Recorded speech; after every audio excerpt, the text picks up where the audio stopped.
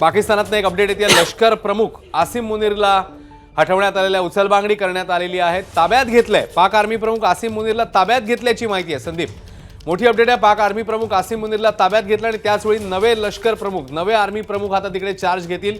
त्यामुळे एकीकडे भारताने घेरलेलं असतानाच अशा प्रकारे लष्कर प्रमुखालाच ताब्यात घेणं, त्याची उचलबांगडी होणं, प्रत्येक पाऊल अधोगतीकडे, प्रत्येक पाऊल खड्ड्यात नेणार आहे संदीप पाकिस्तानला।